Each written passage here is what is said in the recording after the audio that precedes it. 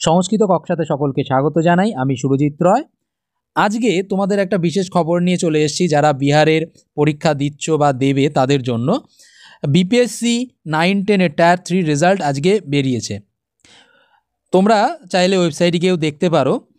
তবে এই ভিডিওতে আমি সম্পূর্ণভাবে আলোচনা করব যে কতটা সিট ছিল, কতগুলো সিট থাকতে পারে, বা কটা কাট অফ মার্কসই বা কী এসছে, বা পরবর্তীকালে 2025-এ তোমরা যারা টায়ার 4 দেবে তা কত কাট অফ নামতে পারে, সমস্ত বিস্তৃতভাবে আজকে আলোচনা করব। দেখে নাও, পরীক্ষাটা হয়েছিল 21/7/2024-এ। যারা 9-10-এ পরীক্ষা দিয়েছিলে, টোটাল সিট সংখ্যা ছিল 968টা।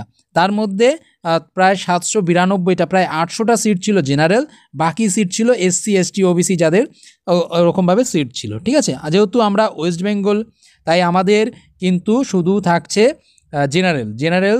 আমরা শুধু জেনারেল মধ্যেই পড়বো। সে যেই এসসি হোক এসটি হোক, কোনো কিছুই কিন্তু বিহারে ধরবে না।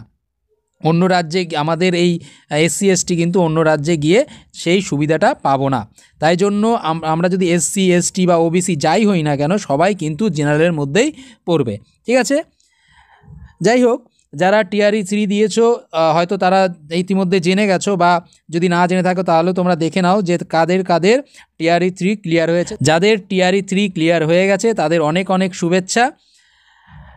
আর যারা নতুন করে সেট দিয়েছো, পাস করেছো এবং অপেক্ষা করছো টিআরই 4-এর জন্য, তোমরা খুব ভালো করে প্রিপারেশান নিতে শুরু করো। তোমাদের কিন্তু কিছুদিনের মধ্যেই নোটিফিকেশান আসতে চলেছে। আর তার আগে একটু বলে রাখি যে তোমরা যদি মনে করো লাস্ট মুহূর্তের প্রস্তুতি নেবে, খুব ভালো করে নিতে চাও, ঠিক আছে, তাহলে আমাদের এই নিচে দেওয়া নাম্বারে যোগাযোগ করো। লাস্ট মুহূর্তের প্রস্তুতি পর্ব চলছে। তোমরা চাইলে আমাদের এই নাম্বারে যোগাযোগ করে অনলাইন ক্লাস করতে পারো। আমি এটা গ্রুপে দিয়ে দেবো, আর এই গ্রুপের লিঙ্কটা আমি ভিডিওর ডেসক্রিপশানে আমি দিয়ে রাখবো। তোমরা চাইলে সেখান থেকে নিতে পারবে। তবে এখন দেখে নাও যে কাট অফ মার্ক কততে নেমেছিল। একদম কাট অফ মার্ক একদম কমে নেমেছে। দেখে নাও, কাট অফ মার্ক নেমেছে হচ্ছে আনরিজার্ভড, অর্থাৎ যারা জেনারেল, অর্থাৎ যারা ওয়েস্ট বেঙ্গল থেকে পরীক্ষা দিতে যাচ্ছ বা ওখানকার যারা জেনারেল, সবার জন্যই কত এসছে 64। কত এসছে 64। আমাদের যারা মেয়েরা আছো আনরিজার্ভড ফিমেল, আশা করি তারা এর মধ্যে পড়বে না সম্ভবত। এই বিষয়টা আমার সঠিক ধারণা নেই, তবে তোমরা মাথায় রাখো যে এবারের কাট অফ এসছে 64। ঠিক আছে, আচ্ছা, এগুলো একটু বলে রাখি যে 64-এর মধ্যে যারা 64 পেয়েছে সবাই যে চাকরি পাবে এমনটা নয়।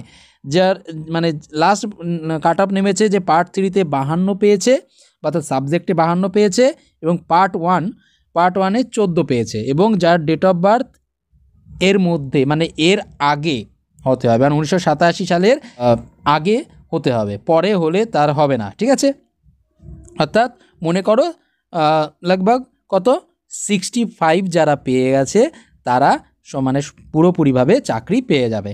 ঠিক আছে, মানে টায়ার 3-তে অর্থাৎ কাট অফ নেমেছে 65 আমরা মনে করতে পারি। ঠিক আছে, এছাড়াও আনরিজার্ভড আছে, রিজার্ভড আছে, যারা সেগুলো তোমরা একটু দেখে নিতে পারো। অর্থাৎ আমাদের এত কিছু তো দরকার নেই, কারণ এসটি এসটি ওবিসি এগুলো আমাদের পড়ছে না। তাই আমাদের কাট অফ কত নেমেছে? মাত্র 64-তে। আমাদের টোটাল নাম্বার ছিল 120, তার মধ্যে নাম্বার এসছে 64। এবার কথা হচ্ছে, তাহলে এবারের কাট অফ কী নামতে পারে টায়ার 4-এ? দেখো, প্রথম কথা হচ্ছে যে আমাদের দেখতে হবে প্রথমে যে কতটা সিট থাকতে পারে।